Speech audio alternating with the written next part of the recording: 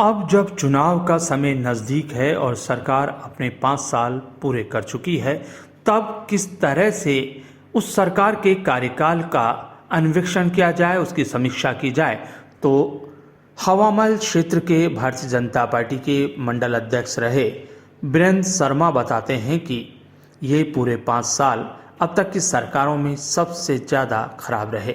लोकहित और जनहित के मामले में सरकार कोई बड़े निर्णय नहीं ले पाई, असमंजस से जूझती रही और अपने ही नेताओं और अपने ही संकटों से घिरी रही। लेकिन जनहित के मुद्दों पर सरकार नाकारा साबित हुई।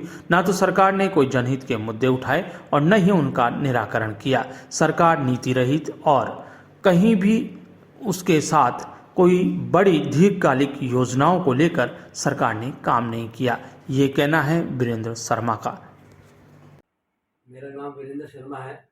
मैं भारतीय जनता पार्टी का पूर्व हवामहल विधानसभा का मंडल अध्यक्ष रहा हूँ।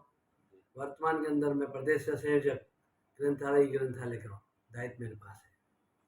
सर, राज्य सरकार के 5 साल का कार्यकाल पूरे होने वाला है, इसमें आपका क्या कहना है? राज्य सरकार का जितना मैं समझता हूँ कि राजस्थान के इतिहास के अंदर सबसे घटिया कार्यकाल अगर कहा जा सकता है तो ये वर्तमान अशोक गहलोत जी के सरकार का कहा जा सकता है।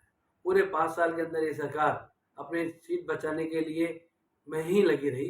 अशोक गहलोत जी अपनी सीट बचाने में लगे रहे कि किसी और सचिन पायलट जी क्या कर रहे हैं, कहाँ आ रहे हैं, कहाँ जा रहे हैं, क्या कर रहे हैं, और एमएलए को खुली छूट दे करके इन्होंने जिस तरह का राजस्थान के अंदर भ्रष्टाचार का जो तांडव किया है, आप लोगों को मालूम है। आप आज लाखों की तादाद के अंदर युवा परेशान है।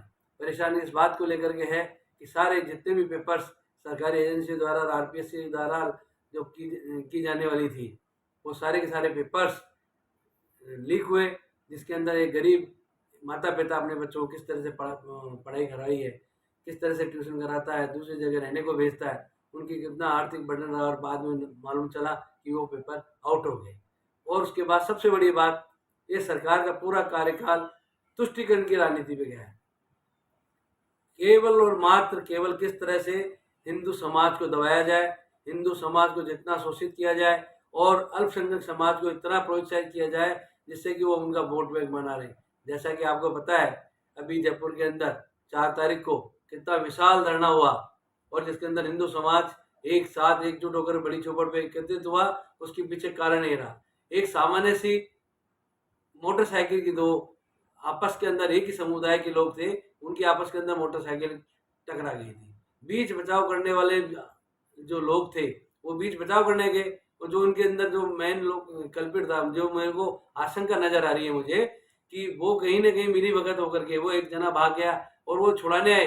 बाद के अंदर वही ही लेकर के हथियार वगैरह लेकर के आए, सरिया लेकर के आए, और वो आपसी लड़ाई के अंदर किस मृत्यु हुई, किसके कारण से हुई, वो अभी तक स्पष्ट नहीं है। परंतु इस सरकार की नीति के अंदर उनकी माता बहनों को रात को 12 बजे जाकर घर से उठा लिया जाता है।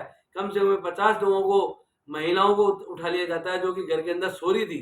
एक बात पूछा जाए, अगर ये तुष्टीकरण की राजनीति नहीं है तो क्या है कि माता बहनें उसके अंदर कहाँ बीच के अंदर इन्वॉल्व हो गई थी। आपसी सड़क पर हुई मोटरसाइकिल की टक्कर, तो और महिलाओं को आप ले जा रहे हो, जो कि गर्भस्थ महिलाएं थी, उन तक को ले जाकर के थाने के अंदर आपने यातनाएं दी हैं। ये तुष्टीकरण की राजनीति, जैसा कि आपको पता है